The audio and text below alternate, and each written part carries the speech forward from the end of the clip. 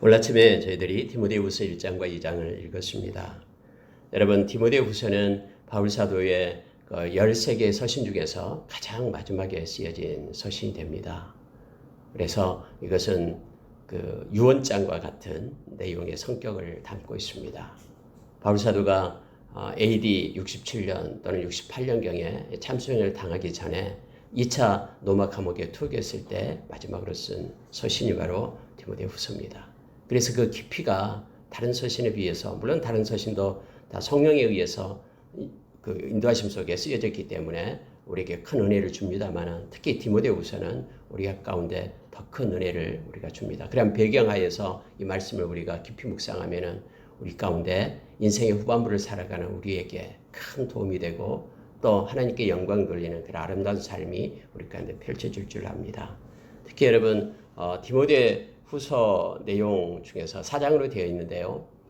그 내용 중에서 우리가 하나님의 일꾼으로서 어떤 모습을 가지고 살아야 되는지, 또 세상은 마지막 때에 어떤 모습인지, 그리고 우리는 거기에서 하나님의 거룩한 자로, 우리가 일하는 자로, 또 하나님께 끝까지 충성한 자로 삼기 위하여, 이렇게 서기 위하여 우리는 어떻게 해야 되는지, 이런 구체적인 내용들이 말씀 가운데 들어 있습니다. 오늘 우리가 1장, 2장을 읽었는데 특히 우리가 2장에 보면은 그 말씀 가운데 하나님이 기뻐하는 그릇, 깨끗한 그릇을 하나님은 사용하시기 때문에 특히 2장 22절 또한 너는 청년의 정욕을 피하고 주를 깨끗한 마음으로 부르는 자들과 함께 의와 믿음과 사랑과 화평을 따르라 하면서 그대로 권면하고 있는 내용을 보게 됩니다.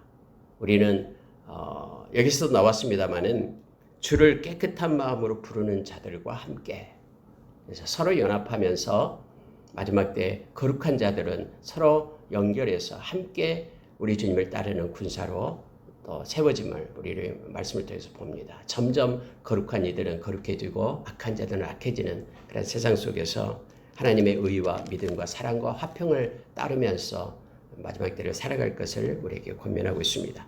여러분, 몇 가지를 살펴보고요. 오늘은 조금 빨리 끝내고 기도하는 시간을 갖겠습니다. 여러분, 1장 1절에 보면은 바울 사도는 먼저 자기 자신을 이제 돌이켜 봅니다. 자기 자신이 어떤 위치인가?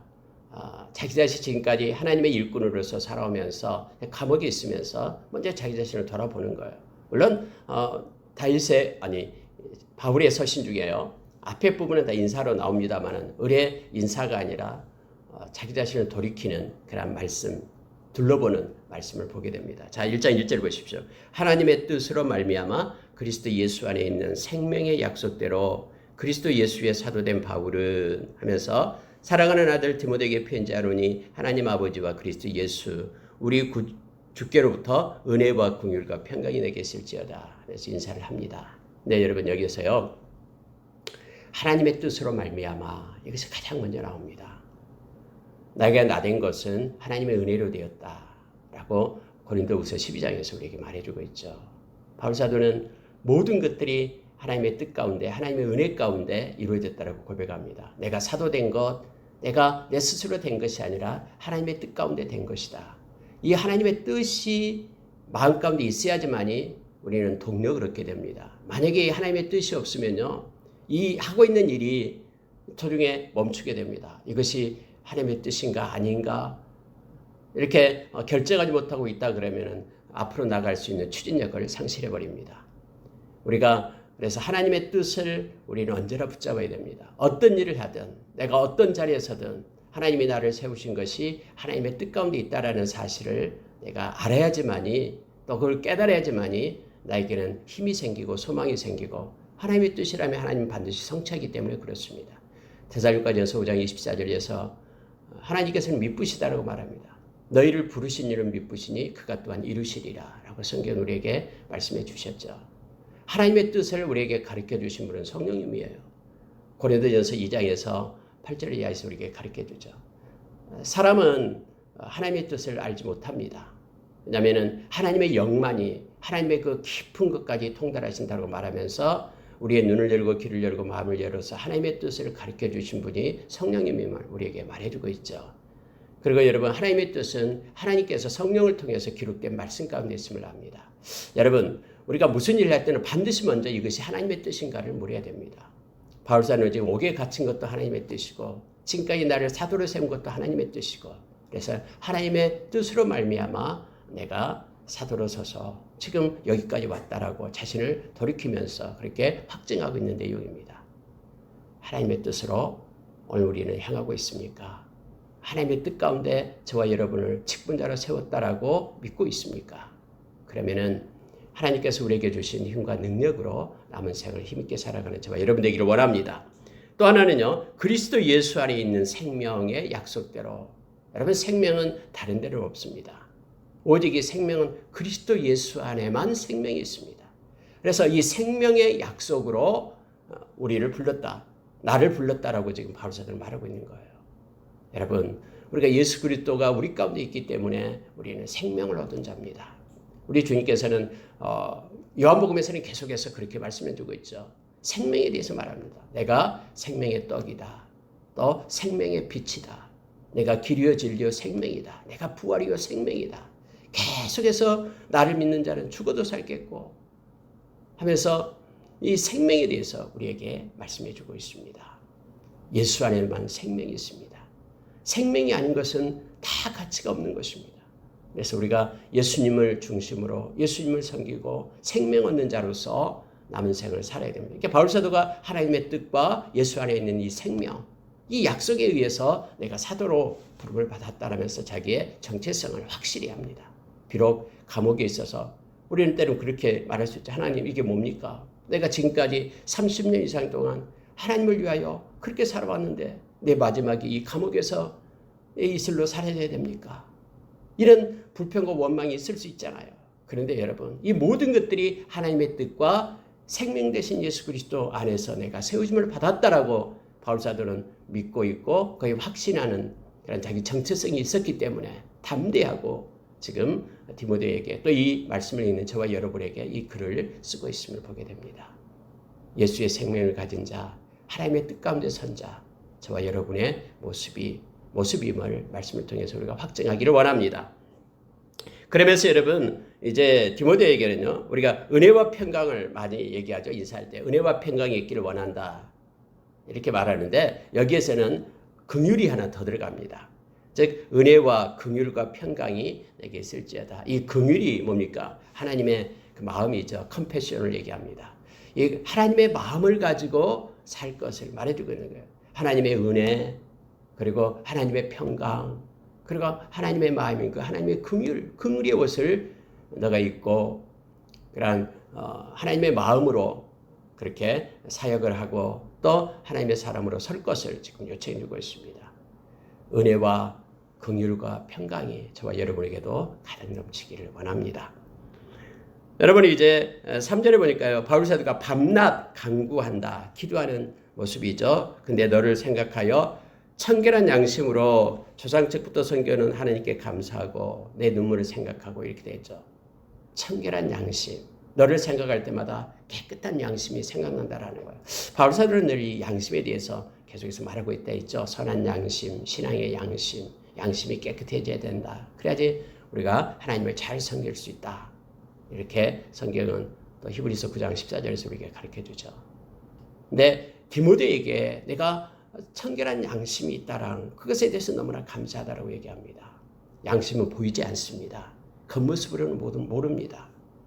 그러나 하나님께서는 우리의 양심을 통해서 하나님께서 우리에게 명령하고 하나님 우리를 이끌고 또 하나님 우리를 통치하고 간섭하시죠. 그래서 깨끗할수록 청결할수록 우리는 하나님께 더 가까이 나가고 하나님의 뜻을 알고 분별하고 기도하고 그렇게 됨을 알게 됩니다. 청결한 양심. 또 하나는요. 자, 5절에 보십시오. 이는 내 속에 거짓이 없는 믿음이 있음을 생각합니다. 거짓 없는 믿음. 믿음은요. 왜곡된 믿음이 있으면 안 됩니다. 가짜 믿음이 가지고 있으면 안 되고요. 거짓 없는 믿음. 그러니까 깨끗한 믿음, 깨끗한 양심 이것을 말하고 있죠. 여러분 믿음은 뭘 가지고 하는 거예요? 내가 만들어낸 그런 믿음은 이건 모조품이에요. 내가 믿습니다 한다고 해서 믿음이 생기는 게 아닙니다. 믿음은 말씀대로 따라가는 게 믿음입니다. 또 우리가 하나님을 믿고 예수님을 믿는다라고 얘기합니다. 어떤 하나님, 어떤 예수님을 믿습니까? 말씀에 나타난 믿음, 말씀에 나타난 하나님, 말씀이 말하고 있는 예수님을 우리는 믿어요. 그 외에 다른 내가 생각해서 예수님 이런 분이다, 내가 생각하는 하나님은 이런 분이다, 이런 내가 경험에서 오고 내가 체험에서 오는 믿음을 가지고 있을 때는 이거 위험해요. 반드시 그것은 말씀으로 검증이 돼야 됩니다. 그래서 여러분, 언제나 우리가 하나님을 향한, 예수님을 향한 그 믿음의 기준은 말씀이 말하고 있는 예수님, 그 예수님을 믿는 거예요. 그래서 거짓 없고 깨끗한 말씀으로 인하여 하나님께 영광 돌리는 믿음을 우리가 가져야 됩니다. 지금 디모데를 볼 때 그렇다라는 거예요. 청결한 양심, 그리고 거짓 없는 믿음. 이것을 기억하면서 감사한다라고 말합니다. 또 하나 여러분 6절에 보니까 디모데는요, 내 속에 있는 하나님의 은사를 다시 불릴듯 하기 위하여 너를 생각한다라고 말하죠. 디모데는 하나님이 주신 은사가 있다라는 겁니다. 하나님의 백성들에게는 다 있습니다. 저와 여러분에게도 하나님이 주신 은사가 있습니다. 다른 사람이 가진 은사 부러워하지 말고 하나님이 내게 준 그 은사를 가지고, 왜냐하면 하나님은 각자에게 필요한 은사를 공급하거든요. 나에게 가장 그것이 필요해서 나에게 주신 거예요. 그래서 하나님은 우리를 지었기 때문에 너무나 잘 알아요. 그것이 나에게 필요하다는 것을. 그래서 내게 주신 그 은사에 감사하고 그 은사를 묻어두면 안 됩니다. 그 은사를 가지고 우리가 잘 아는 말씀처럼요, 그 에베소서 4장 또 로마서 12장 고린도서 12장에서 나온 것처럼 교회를 세우고 성도를 섬기며 봉사하는 말씀을 전하는 데 사용되는 은사가 되어야 됩니다. 그래서 하나님이 주신 은사. 근데 디모데도 하나님의 은사가 있다라는 거예요. 하나님이 주셨다라는 건데, 여러분 이거 6절을 잘못 해석하면 안 됩니다. 하나님의 은사를 다시 불릴듯 하기 위하여 너로 생각하게 하노니, 이렇게 해서 마치 바울 사도가 무슨 은사를 주고 이런 것이 아니에요. 이미 디모데에게 있는 그 은사를 활용하게 하기 위해서 불릴 듯 일어난다라는 것은요, 이 은사를 따라서 하나님이 주신 공급한 그 선물을 가지고 충성되게 살게 하기 위해서 지금 생각한다, 기도한다라고 말하고 있는 것입니다. 디모데는 하나님의 은사를 가지고 있는 자였고 그 은사를 사용하는 자입니다. 그런데 더욱더 그 하나님의 은사를 가지고 하나님의 일을 할 것을 위하여 기도한다라고 말하죠. 깨끗한 청결한 양심, 거짓 없는 믿음, 하나님이 주시는 은사의 은사, 그 은사를 활용하는 것, 이런 것들이 디모데에게 있기를 원하면서 지금 기도하고 하나님께 감사하면서 나가고 있음을 보게 됩니다. 그런데 여러분, 자 7절로 내려가면 이렇게 말하고 있습니다. 하나님이 우리에게 주신 것은 두려워하는 마음이 아니요 오직 능력과 사랑과 절제하는 마음이니. 그러면서 8절에 그러므로 너는 내가 우리 주를 증언함과 또는 주를 위하여 갇힌 자 된 나를 부끄러워하지 말고 오직 하나님의 능력을 따라 복음과 함께 고난을 받으라 라고 말합니다. 바울 사도가 지금 복음 때문에 고난을 받아가지고 옥에 갇혀 있잖아요. 사랑하는 아들이라고 얘기하면 아들아 너는 고난받지 말라라고 해야지 맞는데요. 그게 아니에요. 바울 사도가 이걸 알고 있거든요. 현재의 고난은 장차 나타날 영광과 좋게 비교할 수 없고 그 고난은 영광이다라는 걸 알기 때문에 사랑하는 아들아 너는 두려워하지 말라. 두려워하는 것은 하나님이 주신 마음이 아니다. 내가 옥에 갇혀 있다고 이것 때문에 두려워하지 말라. 너도 그렇게 될까 봐 두려워하지 말라라고 얘기하는 거예요. 너는 하나님의 능력을 가지고 고난을 받으라 라고 말합니다. 그 고난은 바로 너에게 영광을 줄 것이다라는 거예요. 여러분 여기서 하나님이 주신 마음은 두려워하는 마음이 아니다. 1장 7절에 말하죠. 우리가 무슨 일을 할 때든지요. 막 마음이 두렵고 마음이 평안이 없을 때는요. 잠깐 그 일을 멈춰야 됩니다. 하나님 이것이 정말 하나님이 주신 겁니까? 하나님이 주신 것은요. 두렵고 떨리고 이게 아니에요. 하나님이 주신 것은요. 능력이라고 얘기합니다. 하나님은 강하게 마음 가운데 능력으로 오십니다. 그래서 넉넉히 견뎌낼 수 있는 힘과 그런 동력을 우리 가운데 공급하는 거예요. 하나님 주신 마음은 그래서 언제나 마음이 담대함이 생깁니다. 능력 있고 용기가 있게 됩니다. 이게 하나님이 주신 거예요. 또 하나는 사랑입니다. 하나님의 사랑이 우리 가운데 하나님이 가득 넘치게 하죠. 그래서 사랑, 컴패션, 긍휼 이런 것이 하나님이 주신 마음이다라는 거예요. 막 우리가 점점 이렇게 마음의 관대함이 사라지고요. 점점 미워지고 점점 대적하고 이거 하나님이 주는 것이 아닙니다. 또 하나는요, 절제입니다. 절제가 여기서 나오고 있는데요. 여러분, 절제는 하나님이 주신 성령 열매이면서요. 성령의 열매이면서 이 절제는요, 정말로 어렵습니다만 이 절제가 하나님이 주신 능력이에요. 근데 이것은 말씀을 따라서 우리가 절제하게 되죠. 여기서는 이거 셀프 컨트롤이 아니라 이것은 디서플린이에요. 트레이닝을 얘기합니다. 하나님이 주신 마음은요, 계속해서 연단하고 또 계속해서 노력하고 그러한 훈련을 말하고 있습니다. 그래서 점점 하나님 안에서 굳건하게 세워지고 강건해지는 하나님의 용사로 세워지는 것이 하나님이 원하시는 것이 하나님이 주신 마음이다라고 말합니다. 연약한 마음이 아니라 우리는 훈련된 마음, 길들여진 하나님의 말씀에 길들여진 그런 마음. 이것이 하나님이 주신 거기 때문에 내가 지금 갇혀 있다고 해서 두려워하지 말라. 고난이 온다고 두려워하지 말라. 이 고난을 받으라라고 얘기합니다. 받으라. 피하지 말고 그걸 받으라. 그런데 8절에서요. 하나님의 능력을 따라서 복음과 함께 고난을 받으라라고 말합니다. 복음이 없으면요. 고난을 못 받습니다. 하나님의 그 약속의 말씀이 없으면 고난에서 다 넘어져. 우리가 이미 봤잖아요. 이 데살로니가후서 2장에서 마지막 때에 나타나는 것 중에 진리의 사랑이 없는 이들, 진리를 떠난 자들, 즉 복음이 없는 사람들, 말씀이 없는 사람은요 다 미혹에 빠지고 무너지게 됩니다. 그러나 복음과 함께 고난을 견뎌낼 것을 하나님의 능력으로, 하나님이 주신 마음으로 그렇게 설 것을 지금 요청하고 위로하고 있는 바울사도의 모습을 보게 됩니다. 여러분 9절에 내려가면요. 자, 하나님이 우리를 구원하사 거룩하신 소명으로 부르심은 우리의 행위대로 하심이 아니요 오직 자기의 뜻과 영원전부터 그리스도 예수 안에서 우리에게 주신 은혜대로 하심이라. 그러면서요. 이제 디모데를 갖다 위로하고 격려하는데 이런 내용이에요. 디모데야, 네 자신을 보면은 너가 초라하지, 지금 연약하고 또 디모데는 지병이 있었잖아요. 약하고 병이 있었다고 했잖아요. 그래서 포도주를 쌀으라고 얘기하잖아요. 너 자신을 볼 때는 할 수 없는 것처럼 느껴지지. 그러나 너는 너 자신을 보지 말라라는 거예요. 너를 부르시는 이를 바라보라라는 겁니다. 너를 부르시는 그 하나님께서는 하나님의 뜻, 자기의 뜻을 가지고 너를 불렀다라고 말하는 거예요. 내가 하나님의 뜻대로 사도된 것처럼, 그래서 내가 이 자리에 지금 감옥에 앉아있는 자리까지 내 능력으로 온 게 아니고 하나님의 뜻 가운데 내가 여기까지 온 것처럼 너도 다 각자 부르신 하나님의 백성은 하나님의 뜻에 의해서 불렀다라는. 그러니 너 자신 바라보면서 나약해져서 두려워하지 말라라고 지금 얘기하는 거예요.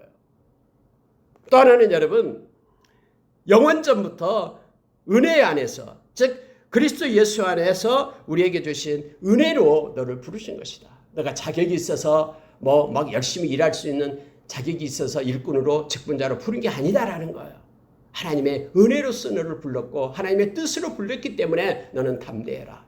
하나님이 주신 그 마음, 능력과 사랑과 절제를 가지고 담대하게 복음과 함께 고난을 받으라라고 말하고 있는 것입니다. 여러분, 우리 가운데도 마찬가지입니다. 때로는 어떤 사람이 말을 잘하고 또 어떤 사람이 뭐 능력이 있고 재력이 있고 그것 때문에 하나님이 쓰신 거 아니다라는 거예요. 온전히 하나님의 전적인 불가항력적인 하나님의 은혜, 우리를 택하신 하나님의 뜻, 그것에 의해서 저와 여러분이 하나님의 자녀가 되었고 하나님의 일꾼이 되었다라고 말하기 때문에, 말하면서 그러니 너는 너 자신 보고 초라한 모습 보고 그것 때문에 주저앉고 낙심하지 말라라는 거예요. 하나님께 맡기고 하나님을 의지하면은 하나님이 알아서 당신의 뜻대로 인도하시고 당신이 원하시는 자리에 우리를 세우고 은혜를 베푸신다. 그러니 고난이 온다고 해서 두려워하지 말라라고 바울사도는 말하고 있는 것입니다. 우리에게도 동일한 은혜가 우리 가운데 있기를 원합니다. 여러분 11절 한번 보십시오. 11절 보면은 내가 이 복음을 위하여 선포자와 사도와 교사로 세우심을 입었노라.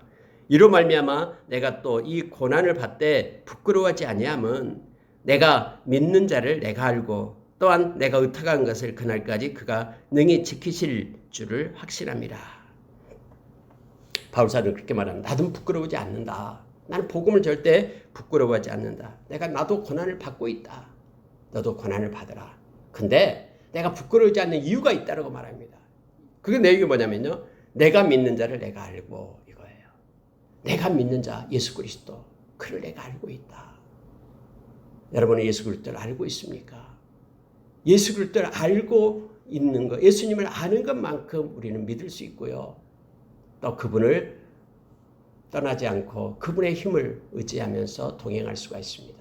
아니, 내가 믿는 예수 그리스도를 알지도 못하면서 어떻게 우리가 믿고 있습니까? 고난이 올 때 흔들리지 않을 수가 있습니까? 바울사도 말한 거예요. 내가 믿는 자를 나는 알고 있다.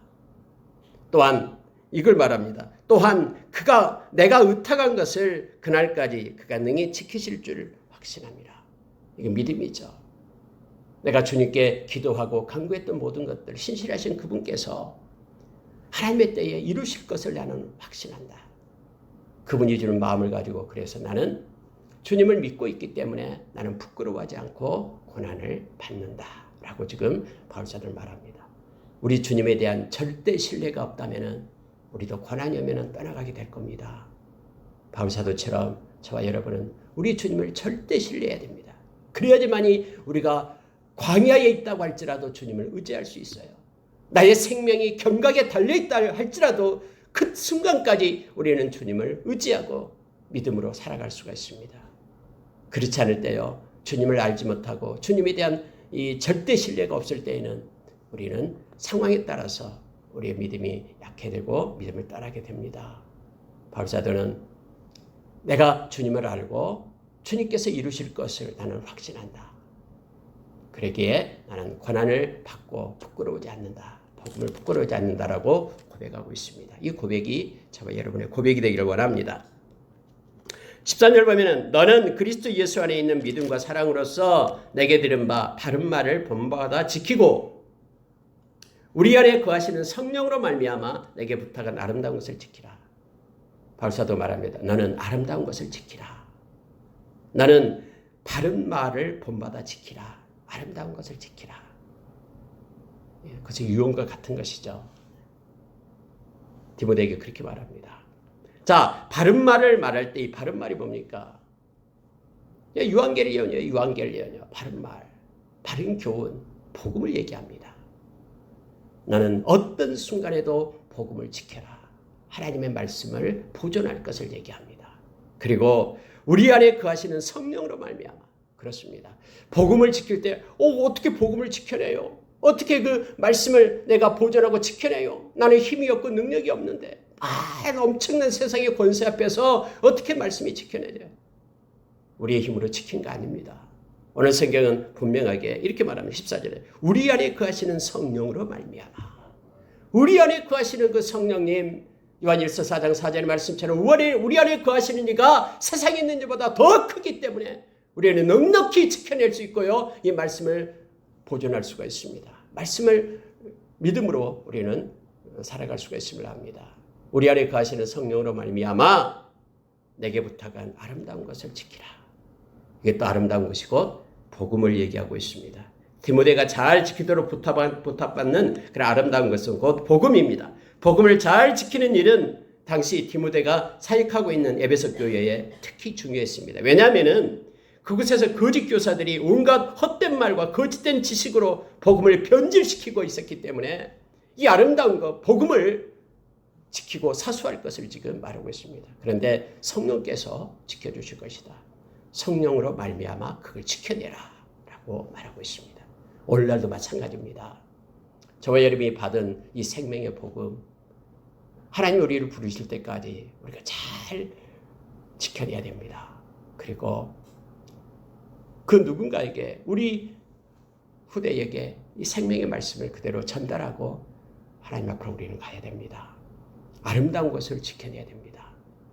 왜냐하면 앞으로 날이 갈수록 거짓된 것들이 막 나타나서 적그리스도, 또 거짓 교사, 거짓 선생들이, 거짓 선지자들이 나와서 말씀을 회방하기 때문에 그렇습니다. 자, 여러분 16절에 보면은요. 그 오네시보로에 대해서 바울사도가 생각을 합니다. 그러면서 여러분 오네시보로가 어떤 상태에 있었냐 그러면요. 원하건대 주께서 오네시보로의 집에 긍휼을 베푸시옵소서. 갑자기 오네시보로가 이렇게 나오고 있습니다. 근데 그 집에 은혜를 베풀어 달라 하면서 자기와 함께하는 그런 사정을 얘기하고 있는 거예요. 왜냐하면 그가 나를 첫 번째로 격려해주고 이렇게 되어 있죠. 여러분 바울 사도도요. 그렇게 믿음의 용장이지만은 믿는 자의 격려가 필요합니다. 저 사람은 믿음이 강하기 때문에 뭐 어떤 것에도 든든할 거예요. 아니에요. 어떤 사람이든요. 믿는 자의 서로 동료의 격려가 필요합니다. 그래서 우리가 잘 아는 데살로니가전서 4장에 보면은 막 마지막 때 주님 오실 때를 이렇게 강림을 기록하면서 이렇게 너희들을 말함으로써 서로 위로하라. 격려하라. 그래서 코이노니아가 중요한 것입니다. 근데 바울사도 옥에 갇혔을 때에 이 오네시보로가 그곳에 와서 격려했다고 말합니다. 나를 자주 격려했다. 아니 믿음 좋은 사람이 믿음 없는 사람을 격려한 것이지 어떻게 믿음 낮은 사람이 적은 사람이 믿음 많은 사람을 격려합니까? 천만에요. 그렇지 않습니다. 하나님의 그러한 인도하심 속에 있었던 작은 자가 여러분 어린아이가 할아버지를 격려하는 거예요. 믿음 안에서는 믿음의 그러한 동역자, 동료된 자는요, 이 격려할 수 있습니다. 기도로 격려하고요, 하나님의 말씀으로 격려하는 것입니다. 벌써도 이게 너무나 좋았던 거예요. 그래서 오네시보로가 생각이 나면서 이제 축복 기도를 하고 있는 것입니다. 그가 나를 격려했다. 자주 격려했다. 두 번째는요, 내가 매인 것을 그는 부끄러우지 않았다. 감옥에 갇힌 것, 이것을 영광으로 생각했다라는 거예요. 이 옥에 갇히고 부끄럽게 죄인이다라고 부끄러워하지 않았다. 그래서 그를 위하여 지금 축복하고 긍휼을 베풀어 달라고 기도하고 있는 것입니다. 여러분 정직해서 또 하나님의 말씀 때문에 내가 어떤 손해를 보고 때로는 비참한 자리에까지 떨어지게 될지라도요. 그것을 부끄러워하고 그것 때문에 멸시하고 무시해서는 안 됩니다. 때로는 조롱받을 때도요. 하나님의 영광을 위한 것이라면 부끄러워하지 말고 격려하고 그런 마음을 갖기를 지금 성경 우리에게 요청합니다. 자, 17절에 보니까는 부지런히 찾아와 만났다. 감옥에 있는데도 그에게도 또 위험이 있고 또 손해가 있잖아요. 그런데도 부지런히 찾아와 나를 만나 주었고 그래서 자주 와서 격려해 주었고 부끄러움하지 않고 나에게 위로를 주었다라고 지금 말하고 있습니다. 18절에 보니까는 주의 긍휼을 입게 하여 주옵소서라고 기도하면서 그가 에베소에서 많이 봉사하는 것을 네가 잘 아느니라 하면서 그 오네시보로는요 에베소에서 봉사했던 사람이었습니다. 지금 에베소 교회에 디모데가 있잖아요. 그래서 디모데에게 이 사람에 대해서 지금 쓰고 있는 거예요. 하나님께 봉사했던 사람, 많은 성도들을 위하여 봉사했던 그렇습니다. 여러분 우리가 주의 이름으로 살아갈 때에 주님이 주신 능력으로 하나님이 원하신 곳에서 봉사하고 섬기는 아름다운 일을 우리가 행하기를 원합니다. 우리가 마태복음 25장에 보면은 마지막에 그 세 가지 비유 중에서 마지막 비유가 우리 주님이 왕으로 오셔서 심판하는 비유가 나오잖아요. 옥에 갇혔을 때에 나를 돌보았고,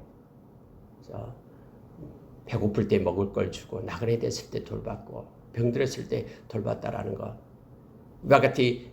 이와 같은 것들이 하나님께서 원하시고 기뻐하신 일임을 우리에게 가르쳐 줍니다. 하나님의 뜻 가운데 우리가 서서 격려하고 위로하는 서로 사랑하는 주님의 계명을 우리가 실천하는 자로 서기를 원합니다. 여러분 2장에 가면은요.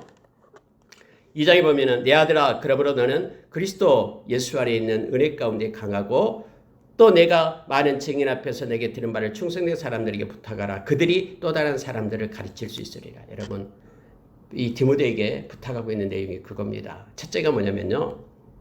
은혜 가운데 강하고 충성된 사람에게 너는 부탁하라 라고 말합니다. 무엇을 내게 들은 바를 즉 복음을 부탁할 것을 얘기합니다. 그러면 그 사람이 또 다른 충성된 자에게 부탁하게 될 것이다.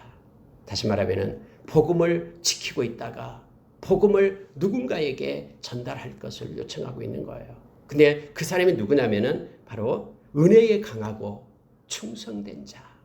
막 머리가 뛰어나고 뭔가 임기응변에 강하고 이런 사람이 아니라요. 하나님의 은혜 가운데 있는 자. 은혜로 하려고 은혜 가운데 강한 자. 그리고 주어진 일에 충성된 자. 그들에게 복음을 부탁하라 라고 말합니다. 여러분 저와 여러분에게까지 온 이 생명의 물줄기 복음을요. 우리는 여기에서 멈추게서는 안 됩니다. 자자손손 복음의 생명의 물줄기가 흘러가도록 우리는 통로가 되어야 되고요. 반드시 은혜 가운데 하나님의 은혜 가운데 있도록 그리고 충성되게 하나님의 말씀을 따라 살도록 이것을 교육해야 됨을 우리로 하여금 가르쳐 줍니다. 그러면서 여러분 세 가지를 얘기합니다. 그러면 이렇게 말합니다. 자, 3절에서는요. 좋은 병사가 되라. 그리고 4절에서는 5절에서는 법대로 경계하는 자가 되라. 6절에서는 수고하는 농부가 되라. 해서 세 가지 비유를 가지고 충성된 자의 모습을 지금 말하고 있습니다. 나는 고난을 받되 좋은 병사로 나와 함께 고난을 받으라 라고 말합니다. 여러분 좋은 병사는요. 특징이 있습니다. 자기의 기쁨을 위하여 살지 않고요. 좋은 병사는 모집한 자를 병사로 모집한 자를 기쁘게 하려 함이라 이거죠. 여러분과 제가 좋은 병사가 되려면요. 우리를 모집한 부르신 우리 주님을 기쁘시게 하는 삶을 살아야 된다라고 말합니다.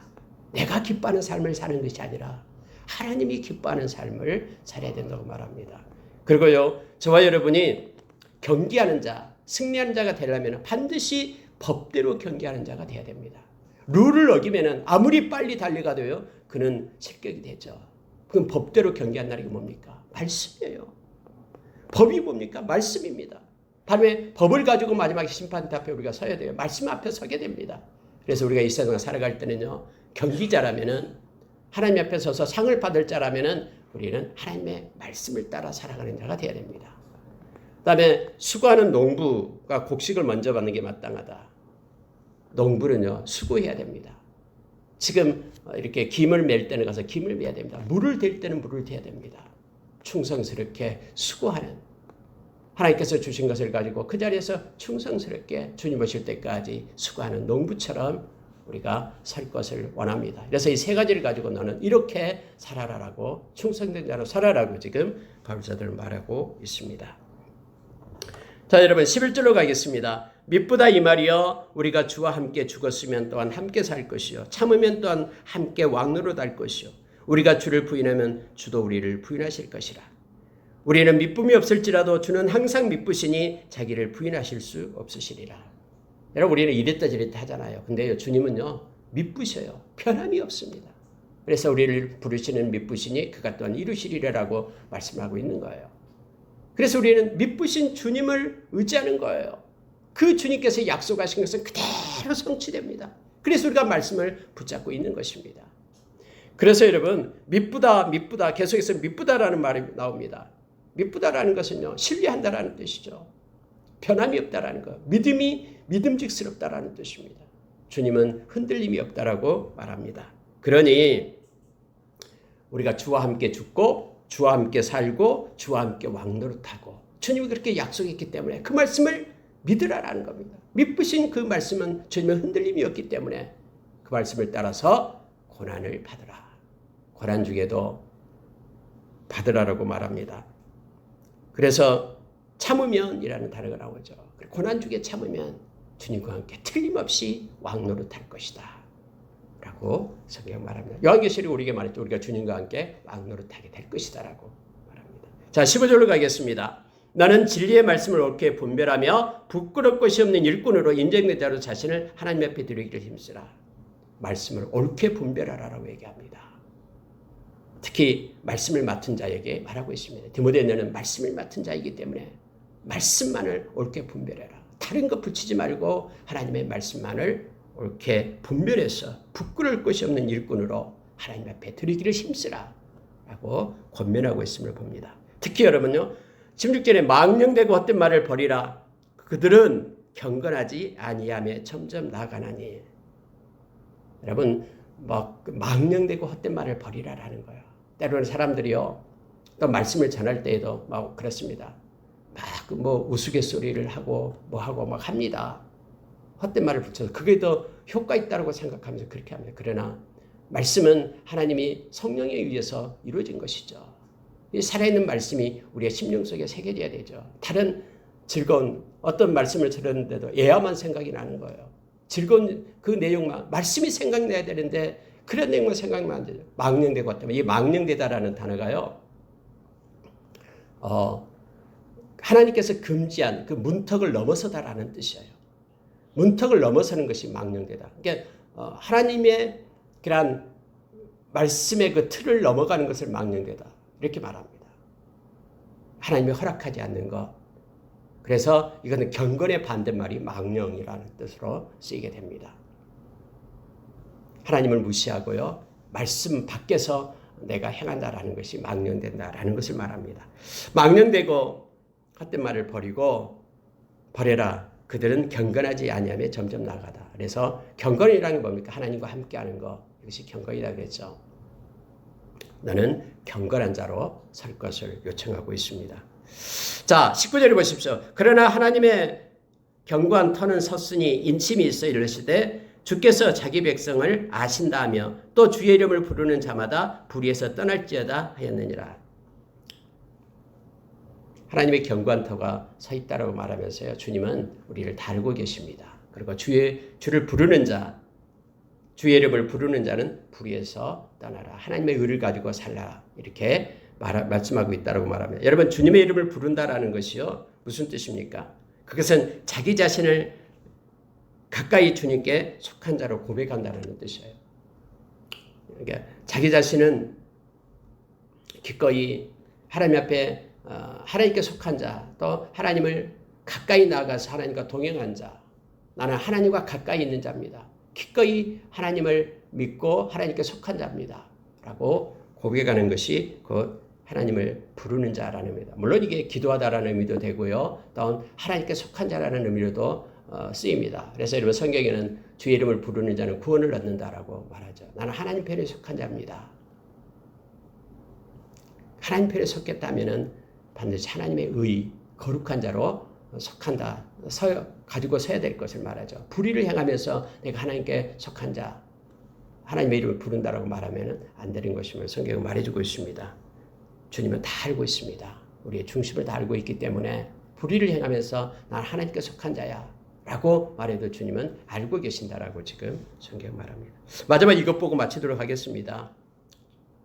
여러분 20절부터요. 그 마지막 부분까지는 참 우리에게 중요한 것을 말해주고 있습니다. 금그릇, 은그릇, 또 성경에 큰 집에는 나무그릇, 질그릇, 귀하게 쓰는 것도 있고 천하게 쓰는 것도 있다.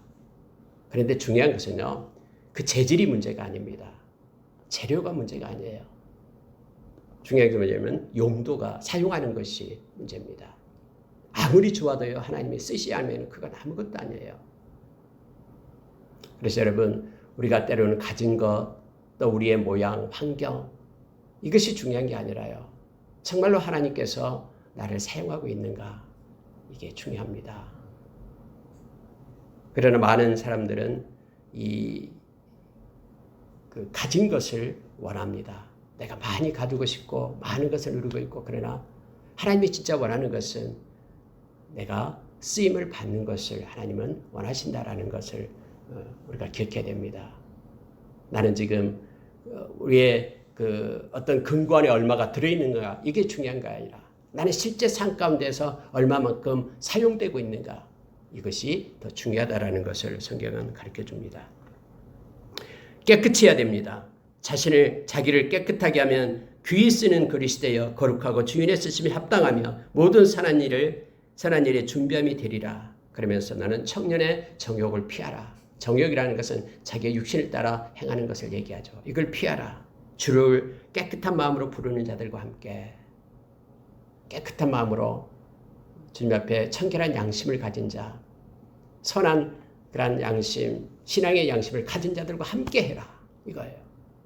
정욕을 따라 사는 사람 아니고 그들을 피하고 자기의 정욕대로 살지 말고 깨끗한 마음으로 주를 부르는 자들과 함께해라. 하나님의 의와 믿음과 사랑과 화평을 따르는 자가 되라 라고 말합니다.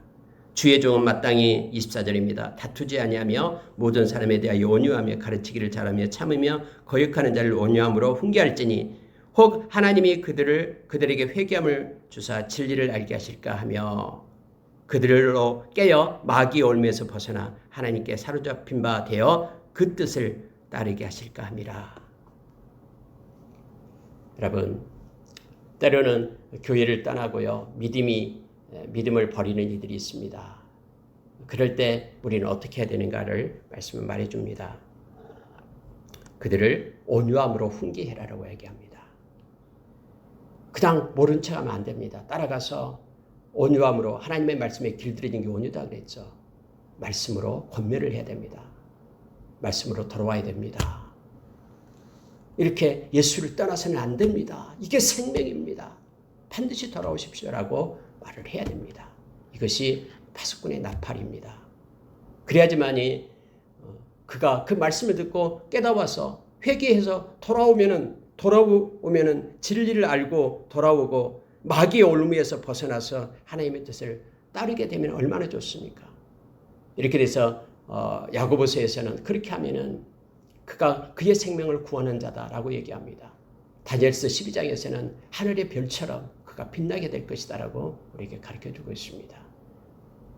하나님은 우리의 그 권면을 사용해서 진리 가운데로 돌아오도록 하나님께서는 그렇게 사용하실 수 있습니다. 이걸 위하여 반드시 온유함으로 너는 그에게 훈계해라라고 성경은 말하고 있습니다.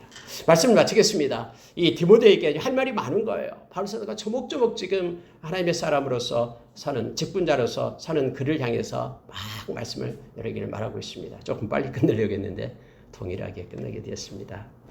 내일은 3장과 4장 말씀을 나누도록 하겠습니다. 함께 기도하겠습니다.